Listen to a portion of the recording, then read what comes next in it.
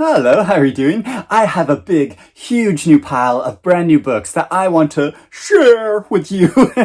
That's so corny. Sorry, I couldn't resist doing that while wearing this t-shirt. But these are all books that are hot off the press, just published in July in the UK. Some publishers kindly sent me, and others I went and bought myself because some are highly, highly anticipated new books. And, you know, it is that old problem of I have too much to read and not enough time. So if you have read any of these books, please let me know what you think about them in the comments below, or if you're interested in reading any of them now. Also to say, this video is very kindly sponsored by Serious Readers that create excellent indoor reading lights. So I'll talk about them more in a few minutes. But first off, there is the new novel by Garrard Conley called All the World Besides, and this is set in 1730 in Massachusetts and follows a reverend and one of his disciples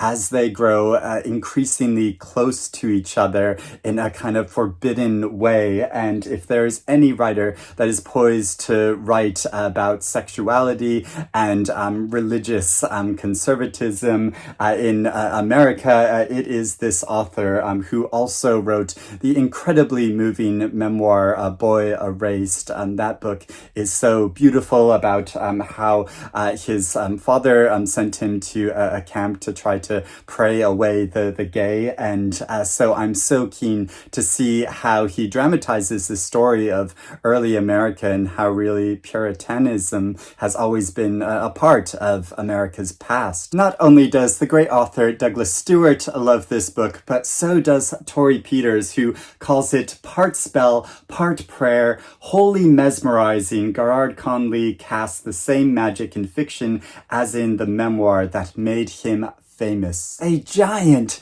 new novel that is almost 600 pages long, The Second Coming by Garth Hallberg.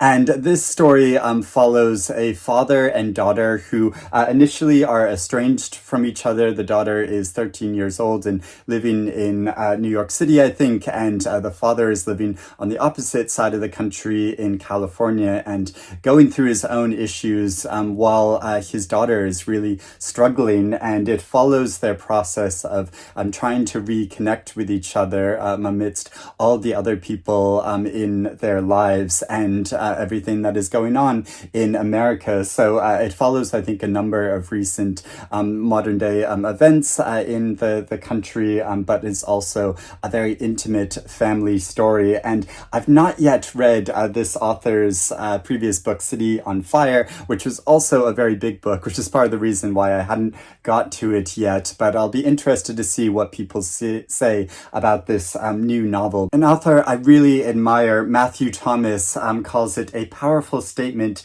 about the clarifying purpose in parental love, a fascinating and convincing portrait of a daughter in crisis and a father in need of redemption. Clean by Alia Trabucco Zeran, translated by Sophie Hughes. And this is a Chilean novel which is told from the point of view of a nanny who is in a locked room and speaking about her experience and the fact that a girl has died. So there's a central mystery to this story which is gradually uncovered, but is also looking at the lives of domestic servants and class system. And this author is so lauded, and I've heard really great things about this book so far. So if you're looking for tip-offs for next year's International Booker Prize, I mean, this might be a new novel to read. And none other than Fernanda Melchor says of this book, what a spellbinding nightmare Alia Trabucco Zeran has written,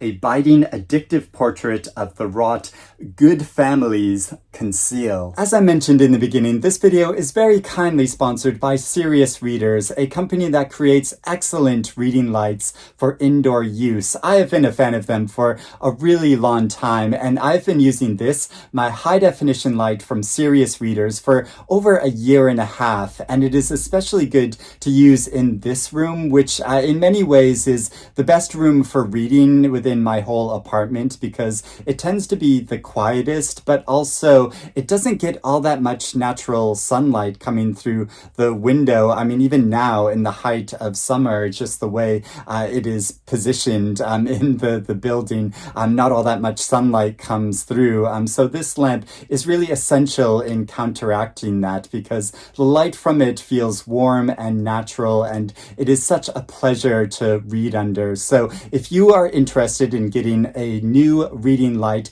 I would really recommend checking out Serious Readers. So I'll put a link in the description below so you can have a browse, and if you decide to buy one, I have a special offer for you. Be sure to enter the offer code ERIC24 when checking out, as this will save you £100 on a high-definition light and give you free shipping within the UK. Let me know in the comments if you decide to buy one and what you think of it. But for now, back to the books. A new translation of a Catalan classic, Atlantis by Jacint Verdaguer, translated by Ronald Pupo, and this is an epic poem about the lost continent of Atlantis, which was first written and published in the mid to late 1800s, and it's been an incredibly influential piece of literature in Europe. And Fum de Estampa Press, who brought this out,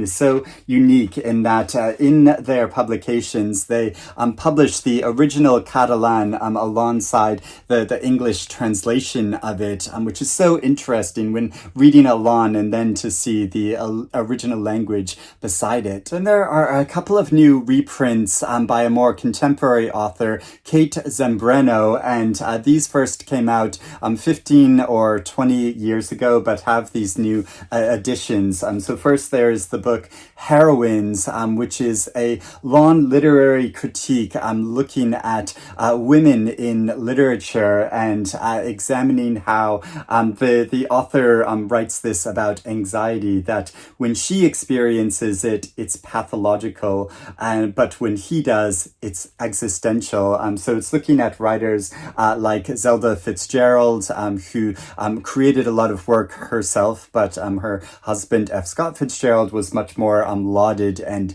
celebrated. And there is also her memoir called The Light Room, which is looking at her experience as a parent, as a mother of daughters, and is looking at how both the process of art and caring for children and family, how those kind of mix. The author Sinead Gleason, who I absolutely adore, says of this book, The Light Room is both a gift and a beacon. And the French Nobel Prize winning author Annie Ernaux says, Kate Zambreno has invented a new form. It is a kind of absolute present, real life captured in close-up. The Pages of the Sea by Anne Hawke. This is a novel set in the Caribbean in the mid-1960s, following a girl whose mother moves to the UK to live and work here, but she stays behind with her family and her sisters, and it's about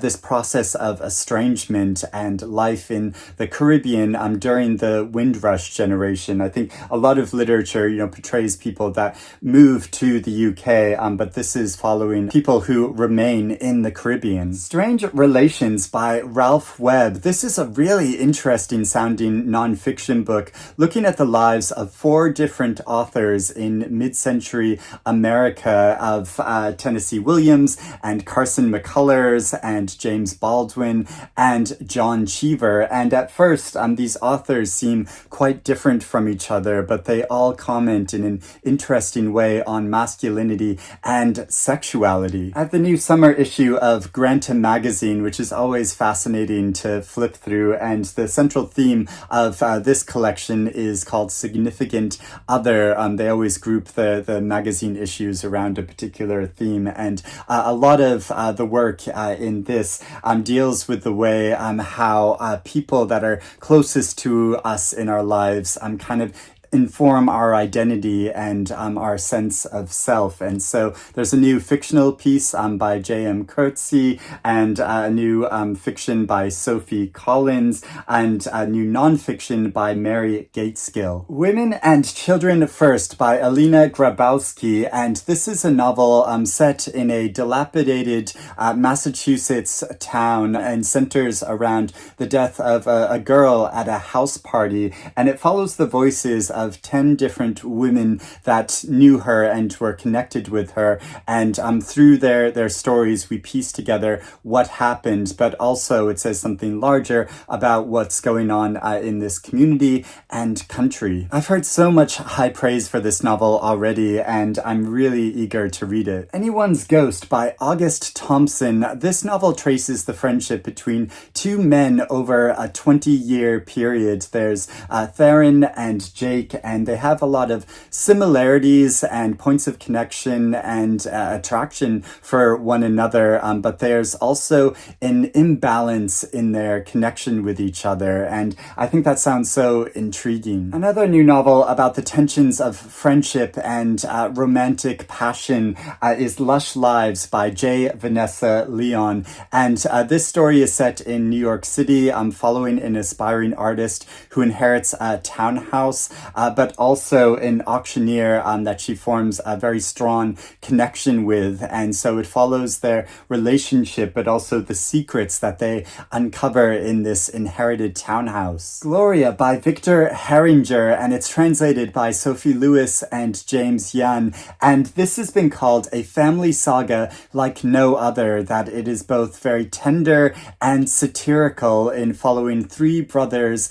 and their connection and their discussions with each other and living in a family in modern day Brazil. And I love a really good family saga, and this is an author that I've been meaning to read for quite a while. Cross by Austin Duffy. This novel is set in a Northern Irish border town in the summer of 1994 when a ceasefire is called, and it's about how the different residents and members of this community respond to it after the town has been gripped by violence for so long. And I've heard really great things about this book, and somebody even suggested that it's a likely candidate for this year's Booker Prize. And finally, there is A Poisoner's Tale by Cathryn Kemp, and this is set in Rome in the mid-1600s, following a woman who works at an apothecary, and how she gives poison to women whose husbands are abusing them.